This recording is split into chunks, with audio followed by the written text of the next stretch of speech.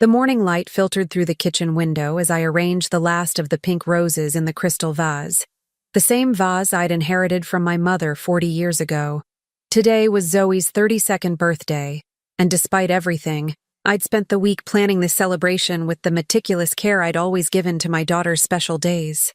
The dining room table gleamed under the chandelier, set for 12 with my best china, the pattern she'd once called too fancy for real life, but secretly loved. I smoothed my navy dress, the one she'd bought me last Christmas, though I suspected her husband Richard had chosen it from the clearance rack, and checked my reflection in the hallway mirror. At 63, I still carried myself with the dignity my own mother had insisted upon, even when my heart felt as fragile as autumn leaves. The doorbell chimed at exactly 2 o'clock. Zoe swept in wearing a designer dress I knew cost more than my monthly Social Security check, her husband Richard trailing behind with their 2 children, 8-year-old Emma and 10-year-old Michael. My grandchildren barely glanced up from their phones as they passed me, mumbling perfunctory hellos. "Happy birthday, sweetheart," I said, embracing Zoe carefully. She felt stiff in my arms, already scanning the room as if calculating the effort I'd put into this day against some invisible ledger in her mind. "Mom, you really didn't need to go to all this trouble," she said, but her tone suggested she expected nothing less. Richard nodded curtly, immediately gravitating toward the liquor cabinet I'd stocked with his favorite bourbon, the expensive kind that cost me a week's grocery budget. The rest of the family arrived in clusters: my son-in-law's parents, Zoe's college friends, a few neighbors she'd specifically requested I invite. I moved through the afternoon like a ghost in my own home, refilling glasses, serving the 3-course meal I'd spent 2 days preparing, cleaning up the wrapping paper from gifts I'd carefully selected and wrapped. Nobody asked how I was doing. Nobody mentioned that I'd lost 15 pounds since my last doctor's visit, or that the house felt too big and too quiet since my husband William had passed 3 years ago. They consumed my hospitality like air, invisible, expected, unremarkable. As evening approached and the guests began to thin out, I found myself alone with Zoe in the kitchen, loading the dishwasher with plates still sticky with frosting from the birthday cake I'd made from scratch. She leaned against the counter, wineglass in hand, studying me with the calculating look she'd perfected in her corporate job. "Mom, we need to talk about something important," she said, her voice carrying that particular tone she used when she was about to deliver news she'd already decided was non-negotiable. I continued loading dishes, my hands steady despite the way my chest tightened. "What is it, honey?" "Richard got the promotion. We're moving to the new house in Westchester next month." She paused, swirling her wine. "We've been thinking about what to do with you." The plate in my hand slipped slightly, but I caught it before it could fall. "Do with me? You can't stay here alone, Mom. This house is too big, too expensive to maintain. And honestly, you're getting to the age where you need supervision." She said it matter-of-factly, as if discussing the weather. "We've looked into some really nice assisted living facilities." I set the plate down carefully, my movements deliberate. "I'm 63, Zoe. I'm not infirm. You're forgetting things. Last month you called me 3 times about the same prescription. And Mrs. Henderson said she saw you wandering around the garden at midnight in your nightgown. I was checking on the roses. There'd been a storm. See? That's exactly what I mean. Normal people don't garden at midnight." She finished her wine and set the glass down with a definitive clink. "We've already put a deposit down on Sunset Manor. It's very nice. They have activities, meals included, medical staff on site." The words hit me like physical blows. I gripped the edge of the counter, feeling the familiar weight of being managed, diminished, reduced to a problem to be solved. "And my house? We'll sell it, of course. The equity will pay for the facility, and anything left over we'll put in a trust for the kids' college funds." She was already pulling out her phone, probably to text Richard about how smoothly the conversation had gone. "Oh, and Mom? We'll need you to start sorting through your things. You can only bring personal items, clothes, a few photos, that sort of thing. No furniture." I stood there in my gleaming kitchen, surrounded by the detritus of her celebration, feeling something cold and hard crystallize in my chest. 40 years of marriage, 32 years of motherhood, A lifetime of memories and choices reduced to personal items and that sort of thing. When do you need my answer? I asked quietly. She glanced up from her phone, surprised. Oh, it's not really a question, Mom. We've already signed the papers. You have until the end of the month to pack. The silence stretched between us, filled with the hum of the dishwasher and the distant sound of Richard calling for her from the living room. I studied my daughter's face, the face I'd kissed goodnight for 18 years, the face I'd watched graduate from college, walk down the aisle, light up with joy when she held her first child. Zoe, I said finally, my voice so calm it surprised even me. Look at me. She looked up, irritation flickering across her features at being interrupted from her phone. The only thing you can still give me is work, I said, the words forming slowly, each one deliberate. Isn't that what you're telling me? For a moment, something flickered in her eyes. Uncertainty, perhaps even guilt. But then Richard's voice called again, impatient now, and she straightened her shoulders. Don't be dramatic, Mom. This is what's best for everyone. She headed toward the door, then paused. Oh, and can you pack up the leftover cake?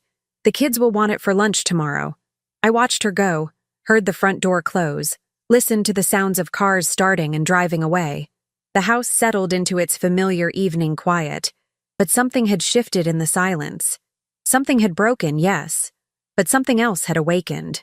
I walked to the window and looked out at the garden I'd tended for 23 years, the roses I'd planted to mark each anniversary, each birthday, each milestone. In the fading light, they looked like small promises I'd made to myself, promises I'd forgotten I was allowed to keep. Tomorrow, I decided, I would start keeping them again. The morning after Zoe's birthday, I woke before dawn with a clarity I hadn't felt in years. The house felt different around me, not empty, but full of possibility. I made coffee in my favorite mug, the one William had given me on our 15th anniversary with "World's Best Mom" painted in fading gold letters, and sat at the kitchen table with a yellow legal pad. For the first time in decades, I began to take inventory of my life. The house was worth $380,000. I'd had it appraised 6 months ago when I was considering refinancing. My savings account held $47,000, money I'd scraped together from William's life insurance and my careful management of our Social Security. I had no debt, no mortgage, no monthly payments except utilities and maintenance. On paper, I was more financially secure than most people my age. But more than that, I was free. I picked up my phone and dialed a number I'd found online the night before. "Morrison and Associates, Real Estate," a cheerful voice answered. "Hello, I'd like to speak to someone about selling my house. Quickly." Within 2 hours, Janet Morrison was sitting in my living room, her eyes bright with the kind of enthusiasm that suggested she recognized an opportunity when she saw one. "Mrs. Finney, this is a beautiful property. The market is very strong right now for homes in this neighborhood. I think we could have you under contract within 2 weeks, maybe sooner. I need it sold in 10 days, I said calmly. "I'm flexible on price if the timeline is firm." She raised an eyebrows. "That's aggressive. May I ask why the rush?" I thought about Zoe's voice, casual and certain, reducing my life to a logistics problem. "I'm making some changes." The next call was to my bank.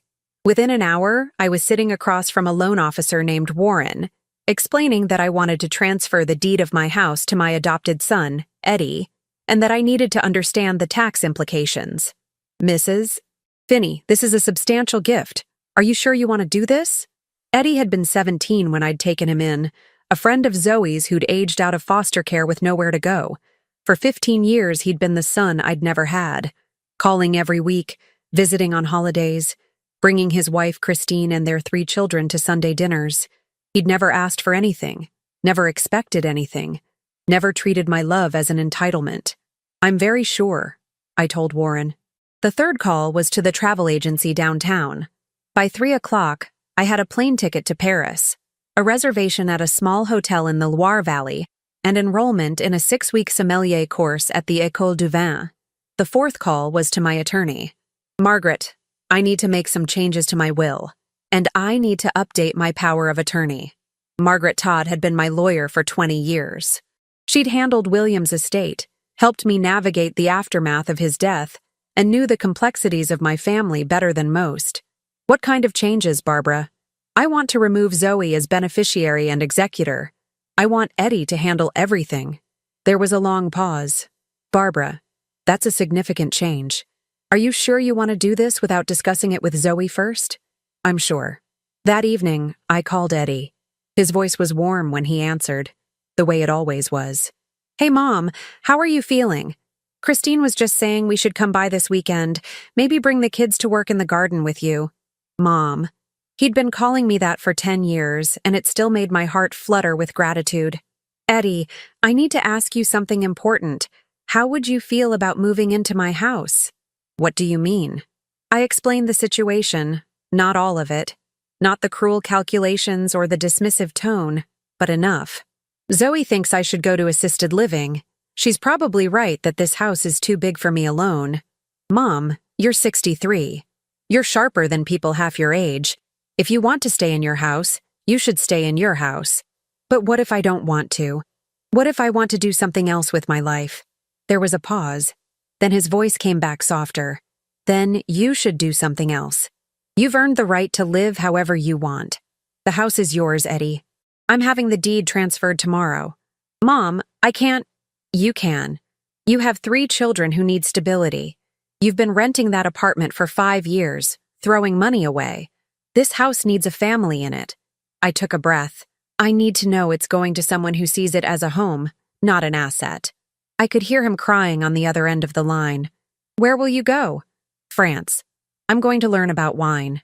That night, I called Zoe. She answered on the 4th ring, her voice distracted. Mom, I'm putting the kids to bed. Can this wait? I wanted to let you know I won't be needing that assisted living facility. What do you mean? I've made other arrangements. Mom, we've already put down the deposit. The papers are signed. You can't just change your mind. Actually, I can. It's my life. I heard her sigh. That particular sound of exasperation she'd perfected as a teenager. Fine. We'll talk about this tomorrow. I'll come by after work. I won't be here. What? I'm going to France. I'm leaving tomorrow. The silence stretched so long I thought she might have hung up. Finally, her voice came back, sharp with anger. This is ridiculous. You can't just run away because you don't like our decision. It wasn't your decision to make. Mom, you're being completely irrational. You can't just... I hung up. The next morning, I woke to 17 missed calls and 43 text messages. I deleted them all without reading them and finished packing. At 9 o'clock, Eddie arrived with his family to help me load my 2 suitcases into his truck. Are you sure about this? Christine asked, hugging me tight. I've never been more sure of anything. Their children, my grandchildren by choice, clung to me with the uncomplicated affection I'd forgotten was possible. 10-year-old Louise whispered in my ear, "We'll take good care of your roses." At the airport, Eddie walked me to security. Mom, I don't know how to thank you. You already have. You've been thanking me for 15 years just by being yourself. As I handed my boarding pass to the gate agent, my phone rang. Zoe's number flashed on the screen. I turned the phone off and stepped toward my new life. The Loire Valley in September was everything I'd imagined and nothing I'd expected. The morning mist clung to the vineyards like gentle fingers, and the air carried the sweet weight of grapes ready for harvest. I stood on the terrace of the Château de Chambord, a cup of coffee warming my hands, watching the sun paint the landscape in shades of gold and amber. 3 weeks had passed since I'd left Chicago. 3 weeks of silence from my phone, of learning French phrases like terroir and millésime, of discovering that my palate could distinguish between wines I'd never dreamed of tasting. 3 weeks of remembering who I was before I became someone's mother, someone's burden, someone's problem to be solved. "Bonjour, Barbara," called Marie Dubois, the sommelier instructor who'd become something like a friend. "Ready for today's tasting?" I was staying at a small bed and breakfast in the village of Amboise, run by a woman named Sylvie who spoke English with a charming accent and had appointed herself my guardian angel. Every morning she would pack me a lunch and send me off to the wine school with encouraging words and the kind of maternal concern I'd forgotten I deserved. The sommelier course was challenging in ways I hadn't expected. Not just the technical aspects, learning to identify tannins and acidity, understanding the difference between Old World and New World wines, but the way it required me to trust my own perceptions. For so many years, I'd deferred to other people's opinions, other people's needs, other people's definitions of what was appropriate for a woman my age. Today we taste the Chinon, Marie announced to our small class of 8 students. This wine tells a story of the land, of the people who make it, of the seasons that shape it. I lifted the glass, swirled the deep red wine, and breathed in its complexity. Cherry and earth, tobacco and herbs, something that spoke of autumn afternoons and long conversations by the fire. For the first time in years, I trusted what I tasted. "Madam Finney," Marie said, "what do you think?" I said slowly, surprising myself with the confidence in my voice, that this wine has been waiting a long time to be appreciated. That afternoon, I returned to the bed and breakfast to find Sylvie waiting for me with a concerned expression and my cell phone in her hand. "I am sorry, but this has been ringing all day. The woman, she sounds very upset." I looked at the phone like it was a snake. 57 missed calls from Zoe, 32 from Richard, 12 from numbers I didn't recognize. The voicemail icon showed 93 messages. "Would you like me to listen to them?" Sylvie asked gently. "Sometimes it is easier when someone else hears the words first." I nodded, grateful for her kindness. Sylvie listened to the messages with the phone pressed to her ear, her expression growing more grave with each one. Finally, she set it down and looked at me with the kind of directness that only the French can manage. "Your daughter. She is very angry. She says you have given away her inheritance. She says you have abandoned your grandchildren. She says—" Sylvie paused, choosing her words carefully. "She says many things that are not true." "What else?" "She has hired a lawyer. She is trying to say you are not, how do you say, competent to make decisions. She wants to take control of your money." I sat down heavily on the small sofa in Sylvie's living room, feeling the weight of the ocean between me and the mess I'd left behind. "Can she do that?" "In France, we have a saying," Sylvie said, settling beside me. "Les chiens aboient, la caravane passe." The dogs bark, but the caravan moves on. That evening I called Margaret Todd. It was early morning in Chicago, and she answered on the second ring. "Barbara, thank God. I've been trying to reach you for days." "I know, I'm in France. Zoe has filed for conservatorship. She's claiming you're mentally incompetent, that you made the property transfer under duress." I felt something cold settle in my stomach. Can she do that? She can try. But Barbara, you're going to have to come back and fight this. She's already frozen your bank accounts pending the hearing. She's what? She got a temporary restraining order. She's claiming you're a danger to yourself, that you're being financially exploited by Eddie. I laughed, but there was no humor in it. Eddie, who's never asked me for anything in 15 years. Eddie, who called me Mom before it was legally true. I know, but you need to come home. The hearing is next week. That night, I couldn't sleep. I walked through the village under the stars, past the closed shops and the ancient church, trying to process the reality that my daughter was willing to destroy my life to control it. At the river, I sat on a stone wall and called Eddie. "Mom, are you okay?" Zoe's been calling here non-stop. She's saying crazy things. "I'm fine, but I need to know, are you and Christine prepared for this fight? Because it's going to get ugly. Mom, you gave us the most incredible gift. You trusted us with your home, your sanctuary. We'll fight for you as long as it takes. It might cost us everything. Then we'll lose everything together. But we won't let her win." After I hung up, I sat by the river for a long time, watching the water flow toward the sea. In the distance, I could see the chateau where Eleanor of Aquitaine had once lived. A woman who'd refused to be diminished by the men who tried to control her. A woman who'd fought for her rights and her dignity until the very end. I thought about Zoe, probably pacing in her expensive house, calculating the cost of this legal battle against the value of the inheritance she felt entitled to. I thought about Eddie and Christine, preparing to defend a gift they'd never asked for. I thought about my grandchildren, caught in the middle of a war they didn't understand. And I thought about the woman I'd been becoming in these 3 weeks, the woman who could taste complexity in wine, who could speak French phrases with growing confidence, who could trust her own judgment. The next morning, I booked a flight home. "You will come back?" Sylvie asked as she drove me to the airport. "I don't know," I said honestly, "but I know I can't run from this forever." "Then you fight," she said firmly. "You fight like a French woman. You fight like you have nothing to lose." As the plane lifted off from Paris, I looked down at the patchwork of vineyards below and made a promise to myself. Whatever happened in the courtroom, whatever Zoe threw at me, I would not go back to being the woman who'd stood in that kitchen 3 weeks ago, accepting the reduction of her life to a problem to be solved. I had learned the taste of freedom, and I would not give it up without a fight. The courtroom smelled of old wood and broken promises. I sat next to Margaret Todd, my hands folded in my lap, wearing the navy dress I'd worn to Zoe's birthday party, the one that had started this whole unraveling. Across the aisle, Zoe sat with her attorney, a sharp-faced woman named Patricia, who looked like she'd been carved from ice. Judge Henry Brown entered, and we all stood. He was younger than I'd expected, maybe 50, with kind eyes that I hoped meant he'd listen to more than just the legal arguments. "This is a petition for conservatorship," he said, settling into his chair. "Mrs. Lofgren, you're alleging that your mother is mentally incompetent and unable to manage her financial affairs?" Zoe's lawyer stood. "Yes, Your Honor.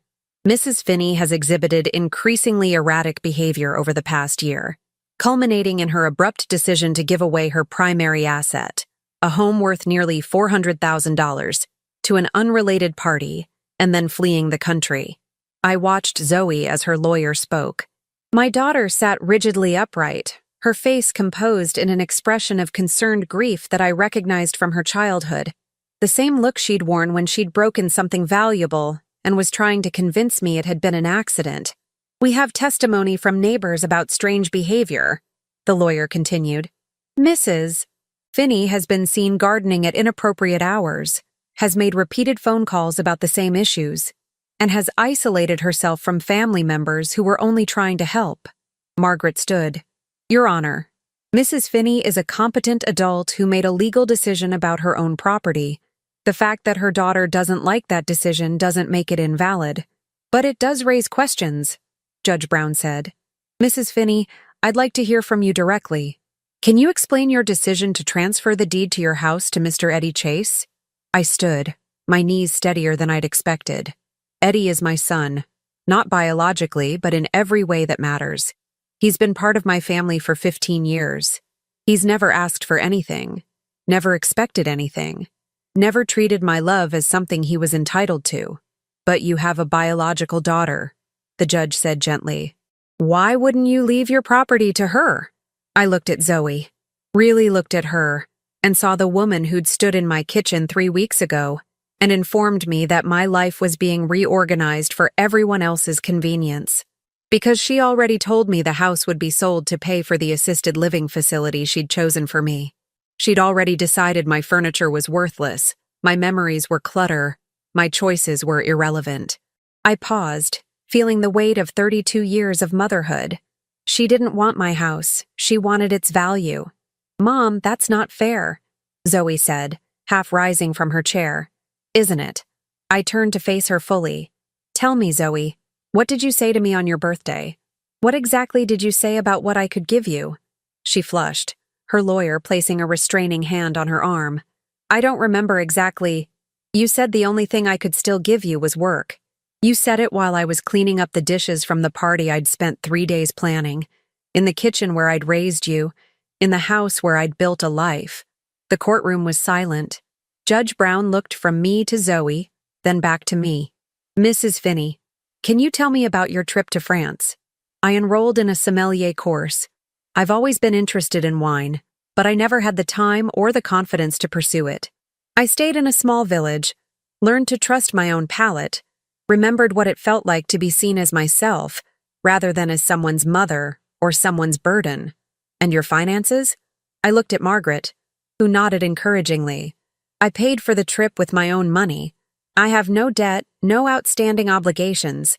I'm financially independent." "Your Honor," Zoe's lawyer interjected. "Mrs. Finney abandoned her responsibilities, fled the country without telling anyone where she was going, and gave away her most valuable asset to someone she's known for only 15 years. I didn't abandon anything, I said quietly. I chose something. For the first time in 32 years, I chose what I wanted instead of what someone else decided was best for me. Judge Brown leaned back in his chair. Mrs. Lofgren, I'd like to hear from you directly. Why are you seeking conservatorship? Zoe stood, and for a moment, I saw the little girl she'd been. The one who'd climbed into my lap after nightmares, who'd brought me dandelions and called them flowers. I'm worried about her, she said, and I heard genuine emotion in her voice. She's been alone since Dad died. She's getting older.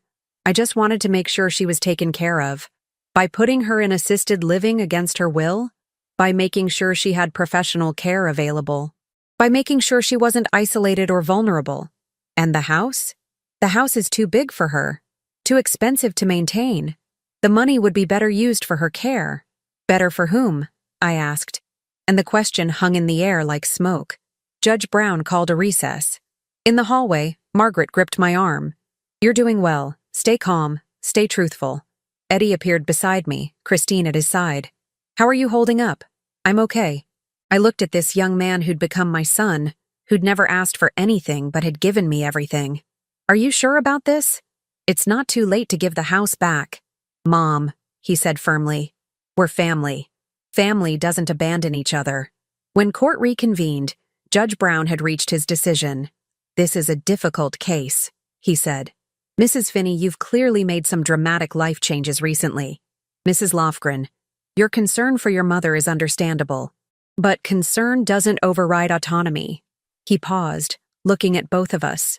Mrs. Finney has demonstrated that she is mentally competent, financially capable, and able to make informed decisions about her own life. The fact that her daughter disagrees with those decisions doesn't constitute grounds for conservatorship. I felt my knees go weak with relief. However, the judge continued, this family clearly has some communication issues that need to be addressed. Mrs. Finney, while you had every right to give your property to whomever you chose, the abrupt nature of your departure did cause distress. He looked at Zoe. Mrs. Lofgren, your mother is 63 years old, not 93. She's entitled to live her life as she sees fit, even if that includes travel, career changes, or decisions about her estate that you find surprising. The gavel came down. Petition for conservatorship is denied. In the hallway afterward, Zoe approached me. Her face was streaked with tears. Her composed mask finally cracked. Mom, I'm sorry. I didn't mean... I was just worried. I looked at her. This woman I'd raised. This person I'd loved so completely that I'd lost myself in the process. You were worried about your inheritance, Zoe. There's a difference. That's not true. Then prove it, I said quietly. Prove that you want a relationship with me, not a relationship with what I can give you. She stared at me, her mouth opening and closing like a fish out of water. I have to go, I said finally. I have a plane to catch. As I walked away, I heard her voice behind me, small and lost. Mom, please don't go. I stopped, turned back, and looked at her one last time. I'll be in France for 3 more weeks. If you want to know me as something other than your mother, as something other than a problem to be solved, you know where to find me. Then I walked toward the door, toward Eddie and Christine waiting in the sunlight, toward a life that belonged entirely to me. The harvest moon hung low over the vineyards as I walked between the rows of vines. My hands stained purple from the day's work. 2 months had passed since the court hearing, and I was finishing my sommelier certification with a practical internship at Domaine des Rochettes, a small family winery where I'd convinced the owner to let me work in exchange for room and board. My phone buzzed in my pocket, a text from Eddie with a photo of Christine and the children carving pumpkins on the front porch of my old house. Their house now. The roses were blooming late in the background, defiant against the approaching winter.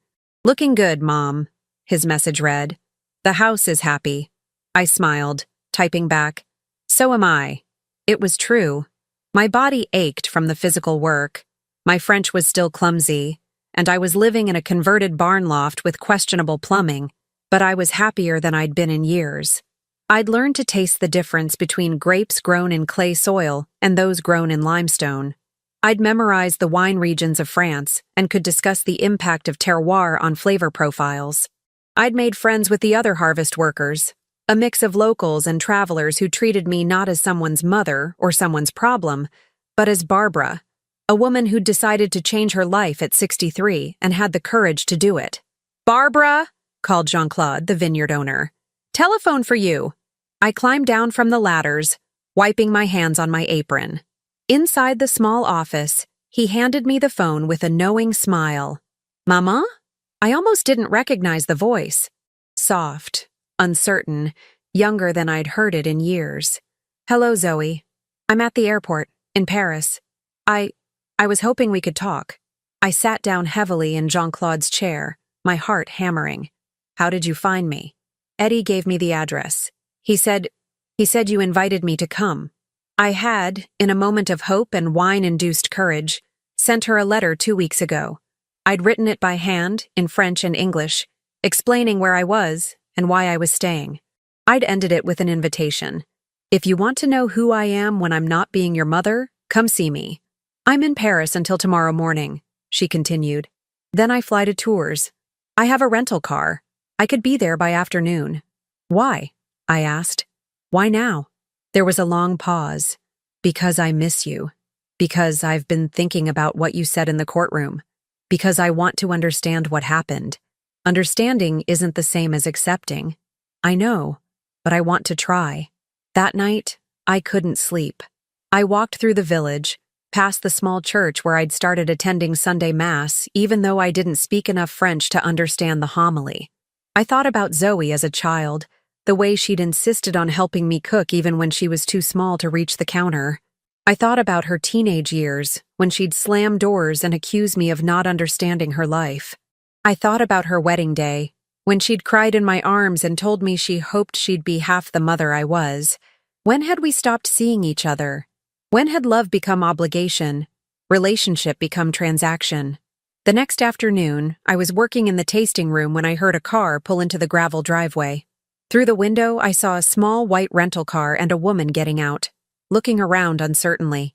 Zoe had lost weight. Her hair was pulled back in a simple ponytail, and she wore jeans and a sweater instead of her usual designer clothes. She looked younger, more vulnerable, more like the daughter I remembered. "She's here," I told Jean-Claude. "Bonne chance," he said, squeezing my shoulder. "Remember, you are the one with the power now." I walked outside, my heart beating fast. Zoe saw me and stopped, her hand still on the car door. "Hi," she said softly. "Hi." "Oh." We stood there for a moment, two women who'd shared a lifetime but had somehow become strangers. "You look different," she said finally. "I feel different. You look happy." I nodded. "I am." She closed the car door and walked toward me slowly. "I brought you something." She reached into her purse and pulled out a small wrapped package. I know it's not much, but inside was a framed photo I'd never seen before. William and me at her college graduation, both of us beaming with pride. We looked so young, so hopeful, so certain that love was enough. "I found it when I was cleaning out Dad's study," she said. I thought you might want it." I held the photo, feeling the weight of 23 years of marriage, of partnership, of building a life together. "Thank you. Mom, I need to tell you something. When the judge denied the conservatorship, I was angry. But not just angry. I was scared. I was scared of losing you. But I was also scared of losing the idea of you. The idea that you'd always be there, always be the same, always be my mother first, and everything else second." I looked at her, really looked at her, and saw the fear beneath the anger. "I'm still your mother, Zoe, but I'm also other things now. Can you teach me?" she asked. "About wine, I mean. About whatever it is you're learning here." I smiled. "Come on. Let's start with a basic tasting." We walked into the cool stone cellar where Jean-Claude stored his best vintages. I selected a bottle of the estate's signature Chinon, the same varietal I'd first learned to appreciate in my classes. "Wine tells a story," I said, echoing Marie's words as I poured 2 glasses. "But you have to be quiet enough to listen." Zoe held the glass awkwardly, clearly out of her element. I don't know anything about wine. Neither did I 2 months ago. I swirled my glass, watching the wine cling to the sides. But I learned to trust what I taste instead of what I think I should taste. She took a tentative sip, her face scrunching slightly. It's earthy? Good. What else? She tried again, more thoughtfully this time. There's something like cherries, but darker? Very good. You're tasting the terroir, the soil, the climate, the hand of the winemaker. I set down my glass. Zoe, can I ask you something? When did you stop trusting your own taste? She looked confused. What do you mean? When did you start letting other people tell you what you should want? When did you decide that Richard's opinion mattered more than your own, that your friend's approval was more important than your happiness? Her face flushed. I don't. You do. You've been performing the life you think you should have, instead of living the life you actually want. Just like I was. She was quiet for a long time, staring into her wine glass as if it might hold answers. I don't even know what I want anymore. I know what I'm supposed to want. The bigger house, the better neighborhood, the right schools for the kids. But I can't remember the last time I wanted something just for myself. Then that's where you start. Over the next 3 days, Zoe stayed in the village inn and spent her time at the vineyard with me. I watched her slowly relax, saw her designer mask slip away to reveal the curious, thoughtful woman underneath. She helped with the harvest, getting dirt under her manicured nails and wine stains on her clothes. She laughed with the other workers, stumbled through conversations in broken French, and slowly began to trust her own palate in our evening tastings. On her last night, we sat on the terrace overlooking the vineyards, sharing a bottle of the estate's oldest vintage. I owe you an apology, she said quietly. A real one. Not the kind where I apologize for hurting your feelings but secretly think you're being too sensitive. I waited. I treated you like a resource instead of a person. I saw your house as my inheritance, your independence as my inconvenience, your choices as my problems to solve. She wiped her eyes with the back of her hand. I lost sight of who you were before you were my mother. Who was I? I asked, genuinely curious to hear her answer. You were the woman who taught herself to play piano when you were 40 because you'd always wanted to learn. You were the woman who read 3 books a week and always had opinions about everything. You were the woman who made Dad laugh until he cried, who threw dinner parties where everyone felt welcome, who could fix a leaky faucet and bake a perfect soufflé on the same day. She paused. You were the woman I wanted to be when I grew up, before I decided that growing up meant becoming someone else entirely. The words hung between us in the warm evening air, weighted with 32 years of love and misunderstanding. I don't know how to fix this, she said finally. I don't know how to be your daughter without being entitled to your life. You start by being honest about what you want from me. Not what you think you deserve, not what you think I owe you, but what you actually want our relationship to be. She thought for a long moment. I want to know you, the real you. Not just the mother version. I want to learn things from you that have nothing to do with parenting or family obligations. She struggled for the words. I want to be proud of you the way you've always been proud of me, even when I didn't deserve it. And what are you willing to give in return? Whatever you need. Space if you need space. Time if you need time. Respect, definitely respect. She looked at me directly. And I want to try being someone you could be proud of too. Not just your successful daughter, but someone worth knowing. The next morning, I drove her to the train station in Tours. She was flying back to Chicago, back to her life, but something fundamental had shifted between us. Will you come home for Christmas? She asked as we stood on the platform. I don't know, I said honestly. I might stay here through the spring. I've been offered a position at a winery in Burgundy. A job? A real job. Assistant sommelier at a restaurant that specializes in small production wines. I couldn't hide my excitement. It's not much money, but I'd have my own apartment above the restaurant, and I'd be doing something I love. She hugged me then, tight and fierce. I'm proud of you, Mom. I'm proud that you were brave enough to leave, and I'm proud that you were strong enough to build something new. As her train disappeared around the bend, I drove back to the vineyard with my heart full and my future uncertain. That evening, I called Eddie. How would you feel if I stayed in France permanently? I asked. I'd miss you like crazy, he said without hesitation. But I'd be happy that you found your place in the world. And Zoe? Zoe came by yesterday. She looked different. Lighter somehow. She asked if she could bring the kids to see the roses when they bloom in spring. He paused. She also asked if I thought you'd ever forgive her. What did you tell her? I told her that love isn't about forgiveness. It's about choosing each other every day as the people you actually are instead of the people you wish you were. 2 weeks later, I accepted the position in Burgundy. I packed my few belongings and drove north through the French countryside, past vineyards dressed in autumn gold and villages that had stood for centuries. In my new apartment above Restaurant Le Terroir, I unpacked the photo Zoe had given me and placed it on my bedside table. William and me, young and hopeful, believing in the future we were building together. I had built that future. I had raised a daughter, loved a husband, created a home, given freely of myself for decades. And now, in this small room overlooking the cobblestone streets of Beaune, I was building something else. A life that belonged entirely to me. 6 months later, Zoe sent me a letter. She was taking French lessons. She and Richard were seeing a marriage counselor. She'd quit her corporate job and was volunteering at a literacy program, something she'd always wanted to do but had never made time for. I'm learning to trust my own taste, she wrote. In wine, in work, in life. Thank you for showing me that it's never too late to become who you were meant to be, I wrote back, inviting her to visit in the spring when the vines would be flowering and the countryside would be dressed in green. I told her about my promotion to head sommelier, about the small wine appreciation classes I'd started teaching to tourists, about the man named Paul who owned the bookshop across the street and who had started joining me for morning coffee. But mostly, I told her about the woman I'd become. Someone who trusted her own palate, who spoke her mind in 2 languages, who had learned that love without autonomy was just another kind of cage. The letter ended with an invitation. Come see who your mother is when she's not being your mother. I think you'll like her. As I sealed the envelope, I looked out my window at the vineyards stretching toward the horizon.